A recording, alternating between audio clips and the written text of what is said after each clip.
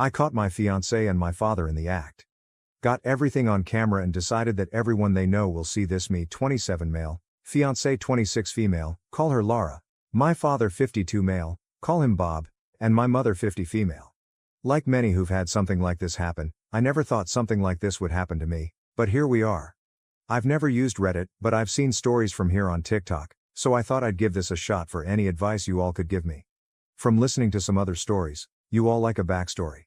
So I'll try and be as clear and precise as I can, but it's only been a week, so if I start to lose it during the telling of this, I'm sorry. Laura and I met in her freshman year of college. We were both dorming in the same building where we eventually met. We later found out we lived 2 towns away from each other, so whenever we went home, I let her drive with me. It was only added like 20 minutes, so it was no big deal. After multiple trips and hanging out at school, we started to date. I have a close-knit family, as did she, so we told our families right away.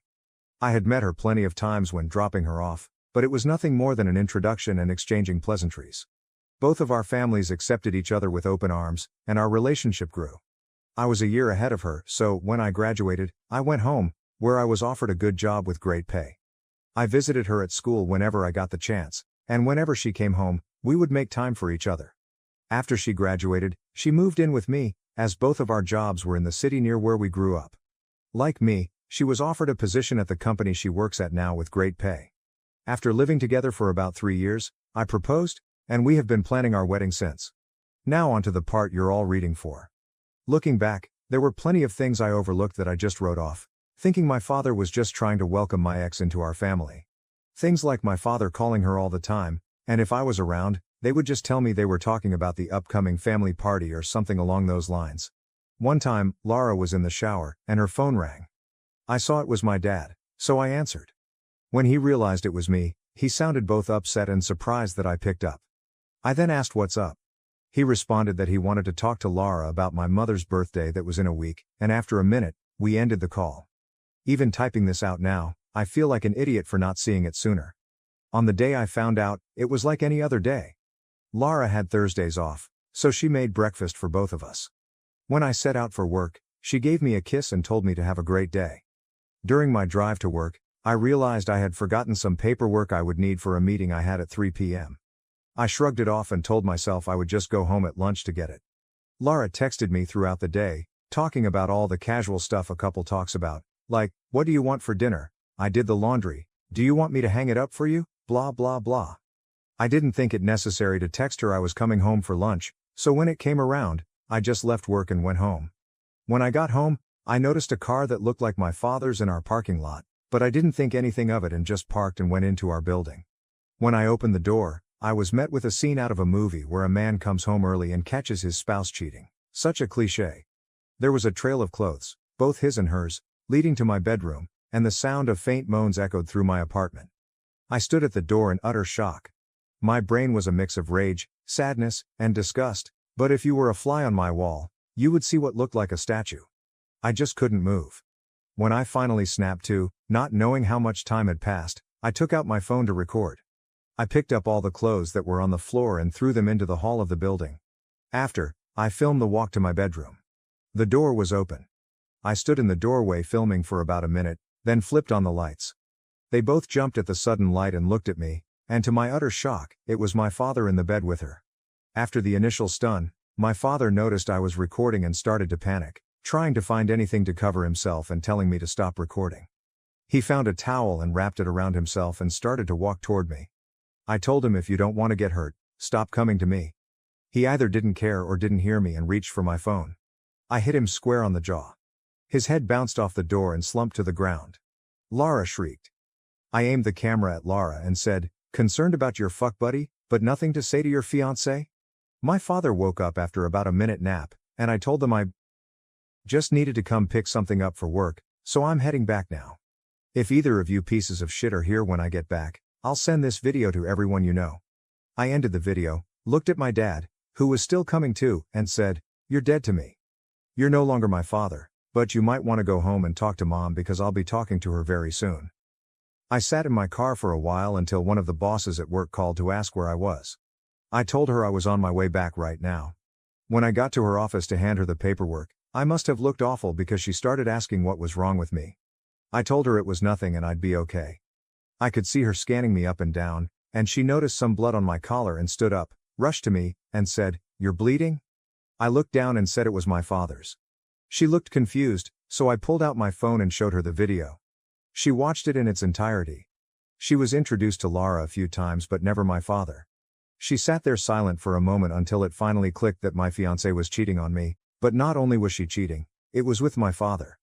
She asked if there was anything she could do, suggesting I take some time off, but I told her I can't go back there right now. That I just need a minute, and I'd be fine for the meeting, and I have another shirt in my office. The meeting went over fine. I put on a smile for everyone like nothing had happened. My boss came up to me after the meeting and asked how I could do that, but I just said I don't know and went to my office. I then came home, and I was alone for the first time in a very long time. Thank you for reading. I'm sorry I carried on so much, but it was therapeutic getting everything down. I just don't know what to do. I definitely need to get the hell out of this apartment. I just can't live here anymore, and there's no possible way I'm sleeping in that bed. I know not only do I have to go get checked out for STD, but I think I broke something in my hand. Update 1. Wow. Hello everyone. I didn't expect to come back to Reddit and have this much support. I didn't really plan to update at all. I just wanted to put what had happened out there and hopefully get some advice. After I wrote down all that happened, I closed my computer and kind of fell into a depression. After I posted, it hit me like a train. To those who think it's fake, I wish I was this creative. I'd write books instead of working a 9 to 5. I'll try to reply more on this post. I just logged back on, and it was honestly too much to try and reply to every comment. Just know I read through most of them, and I truly appreciate everyone's inputs, both negative and positive. So, the day after I posted, I tried to get in contact with my mother, but none of my calls were connecting. I wanted to see if she would get lunch with me, and I'd tell her everything. After about a dozen tries, I decided to get into my car and go to my mother's house. She needed to know what happened as soon as possible, even if talking about it was going to make it hurt all over again. During the drive, I thought about what I would say and how I would say it. That made me start to panic. I had to pull over twice to throw up. It's not every day you have to tell your mom that her husband is screwing your fiancé. I pulled into the driveway and sat in my car for a moment to calm down and gather my thoughts. I was in my car for a few minutes when my mother threw her front door open, so I stepped out of my car. She started cursing at me, saying how dare I come to her home after I hit my father for trying to break up a fight between Lara and me. She called me every name in the book and called me an abuser. She told me I needed to leave since Lara isn't ready to forgive me yet and that if she's smart, she hopefully never will. Yes, apparently my father took Lara to my family's home and told my mom that Lara and I argued, and when my father tried to stop it, I hit him. She continued on for a while until I finally snapped and said, "Really, Mom? Because your husband is fucking my fiancé, that's why I hit him. And if you can't take my word for it, I have a video. I'll send it to you, but because my own mother can talk to me like this, don't expect to see me again. I don't want to hear your apology when you finally figure out that you're just as much of a shit mom as my piece of shit father." Her face dropped. She looked like what I must have looked like when I first walked into my apartment and caught them. I pulled out my phone and sent her the video. My mom took hers out and turned it on. She pulled up the video and watched up until the part where I turned on the light. She then put her phone down, looked up at me, but I turned and went into my car. I backed out of her driveway. I looked at her before I took off, and she was in tears. My heart felt for her, but too much was said during that fight for me to pull back in and forgive her. When I got home, I started clearing everything out of my apartment that had to do with Lara or my family. I boxed all of Lara's things up and put them next to the front door. Legally, this has been her place of residence, so I can't technically kick her out. Her name isn't on the lease. Also, she's the type of person who shies away from conflict, and if she returns other than to pick her things up, there will be plenty of conflict. Anything that had to do with my parents, I boxed up and put into storage. Like I said in my first post, we were a very close family, but I've never had a problem cutting toxic people out of my life. I texted Lara's parents and told them I was calling off the engagement and that she's been cheating on me. I thanked them for everything they've done for me. Our relationship was still building, but they were kind and supportive of me, so this just added more hurt to the mix. I finished by asking if they would come pick up all of her belongings. I haven't gotten a response from them yet, but I'm hoping they come grab her things so Lara doesn't have a reason to come back here. Update 2. Hey everyone, I'm sorry I haven't updated in a while. I wish I could say I'm doing great, but that would be a lie. Everything hits me in waves. I go from just being numb to boiling with rage. I haven't had a happy moment since I found out. Other than a few friends, I don't really have anyone in real life, especially since my family turned out to be shit. Quite a few things have happened since I posted last. It's been about a month, so this update will tell you all that's been going on. After my last post, I decided to get the ball rolling on everything that needed to be done, like getting tested, finding a therapist, moving, and of course, buying a new bed. I started by calling my doctor's office, telling them I needed to get tested and to refer me to a therapist. I had my first appointment with a therapist 2 weeks ago, and we decided to continue once a week. I also got tested last week, but it'll be another week or so until I get the results, so cross your fingers for me. I got in touch with a real estate agent friend of mine, and he sent me a ton of listings. I decided on a refurbished cabin on the outskirts of my city, and I finished moving 2 days ago. When I finished moving, I called Laura's parents. When they picked up, I told them I moved out and that Laura has still yet to pick up her things and that the landlord will start showing the apartment in a few days, so someone better pick her things up before the landlord throws them out. That must have lit a fire under them because the next day, my former landlord texted me, thanking me for getting the apartment emptied out. No one knows where I live now other than the friend who set me up with this place, so I know Laura or my parents won't be dropping by. The only thing that sucks about this place is I traded a 10-minute walk to work for a 45-minute drive. My phone has been blowing up with texts and calls from Laura, both my parents, and some of my friends, but I have no interest in talking to anyone other than my therapist. At work, I've been a ghost. I go in, get my work done, and leave. On the rare occasion I have to talk to someone, I put on my fake smile and pretend everything is okay.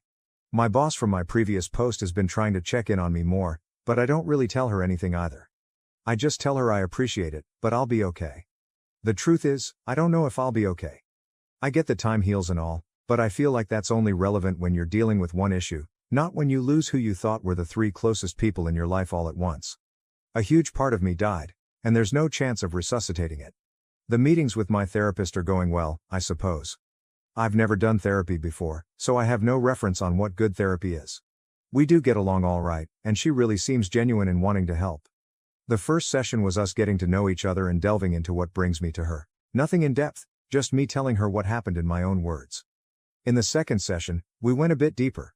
She asked me about the relationship I had with my parents. I told her that up until now, it was great. We talked often and always communicated well when something was wrong, and that I grew up in a great home, but that all means nothing now. She asked why I cut my mother out of my life. I told her she said things to me I wouldn't say to someone I despised, then told her there's no way she can come back from that. At the end of our last session, I gave her the link to my page on here so she can read more about how I feel and what's going on in my head. I feel like it's easier to type things out than it is to speak them. So, if you're reading this, hi doc. For now, I'm still miserable. I thought I'd be okay by now, not necessarily happy, but okay. I know some of this is my own fault for not communicating with my friends, but when I think about responding to them, it just seems so exhausting. I know they'll want to get together or come to my new place, but I just don't have the energy to be around them. Until I do, I'll work, go to my appointments, and sit on my back deck sipping on some bottom shelf whiskey and try to enjoy this beautiful view. I haven't hunted since high school, so maybe I'll take that up again now that I can hunt from my back porch. Update 3. Hey everyone, sorry I've been MIA for a while now. I'm writing this update to let you all know I'm alive and to give you the lowdown on what's been happening as of late. First, I want to apologize to those who've worried about me the past few months. After my last post, I was nowhere near okay, so I pulled back from everything. I secluded myself in order to heal and cope with what is now my life. I want you to know every comment and message didn't fall on deaf ears. I took all of your positive feedback and advice and worked through my problems. So, to the people who've supported me through this, truly thank you. I can't stress it enough. When I was at the lowest I've ever been, it was internet strangers that were there for me, so again, thank you all. In my last post, I was doing things like getting tested for STD and trying to restart my life. I'm happy to inform you all that I am clean and couldn't be more relieved. I am fully moved into my new place. When I told you all about my new place, I mentioned it was a refurbished cabin.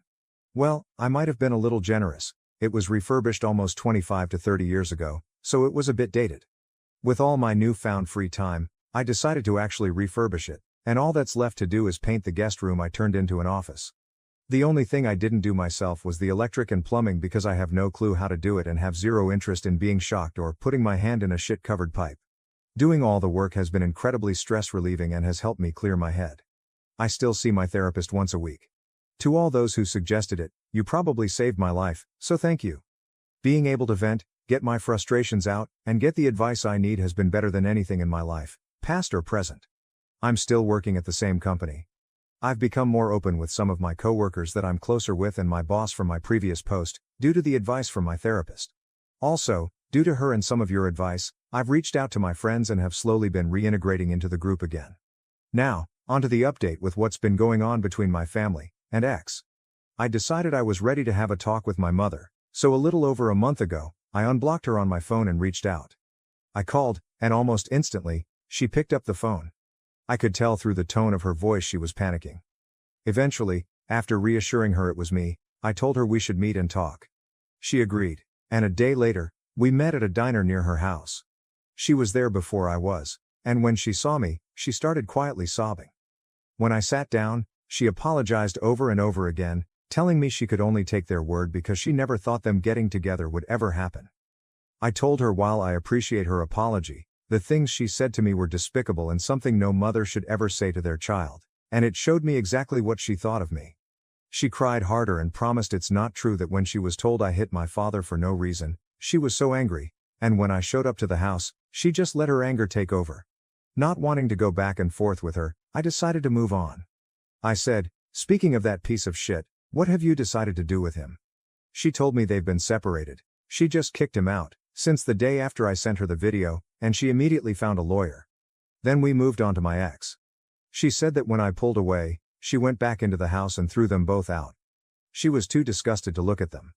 We talked for about an hour in total, and before I left, I told her I was at a dark point in my life, and because of the things she said to me, I didn't have my mother when I needed her. Because of that, I don't know if I could have her in my life. I then told her I'm willing to work on my relationship with her, but it will be at my pace. She stopped me before I could leave and told me she had to tell me something important. I sat back down, and she said Lara is pregnant. Lara apparently showed up to the house and told my mom. She said she didn't know if it's mine or my father's. Lara asked if I had been in touch so she could let me know.